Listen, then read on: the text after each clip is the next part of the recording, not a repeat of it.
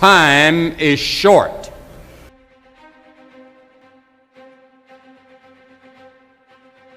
What is your life? It's even a vapor that appeareth for a little time and then vanisheth away. If someone had told me when I was 20 years old that life was very short and would pass just like that, I wouldn't have believed it. And if I tell you that, you don't believe it either. I cannot get young people to understand how brief life is, how quickly it passes. It seems like yesterday I was in school.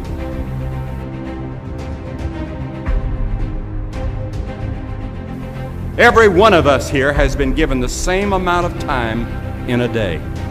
1,440 minutes a day, 168 hours per week. The days of our years are 80 years and 10.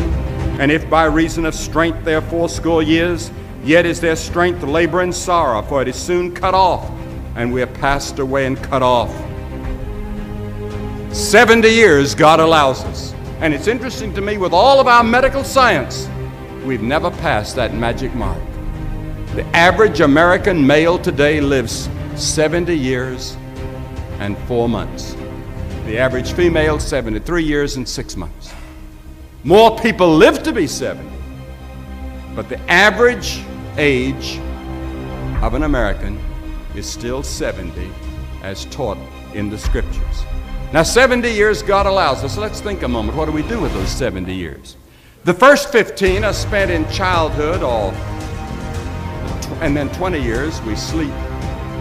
And then the last 5 years, physical limitations are curtailing your activities. They haven't curtailed mine yet, but my 5th year till 70 starts next year. Only 30 years left, and part of that time must be spent in eating meals, working, and figuring out your income tax, things like that.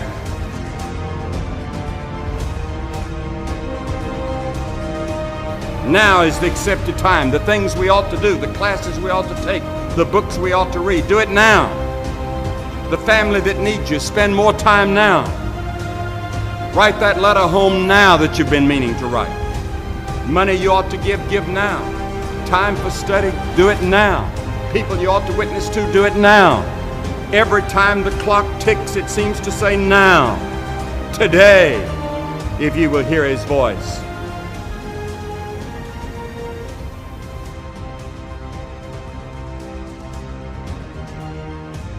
There is the category of problems in life, and it ain't going anywhere. And so the question is, can you deal with the whole category at the same time? That's the thing. That's how to be in the world, is to deal with that category all at the same time. And so how did human beings, what did they come up with as a solution? And that's so cool too, because the solution they come up with not only was the heroism that allows you to approach what you're terrified by and what you find offensive and to learn from it, but also the idea of sacrifice, and that was played out by cultures everywhere, including human sacrifice. And you think, what the hell was up with those crazy bastards so long ago? They were sacrificing to gods all the time. What kind of clueless behavior was that? Burn something and please God. Burn something valuable and please God. What was with them? What were they thinking?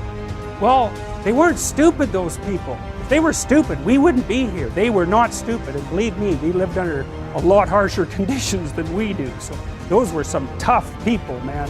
You know, back then you'd last about 15 minutes. So you don't want to be thinking of your ancestors as stupid. Like, there's no real evidence that we're much different cognitively than we were 150,000 years ago. So anyways, sacrifice. What does that mean, sacrifice? Well, it's a discovery, man. It's the discovery of the future.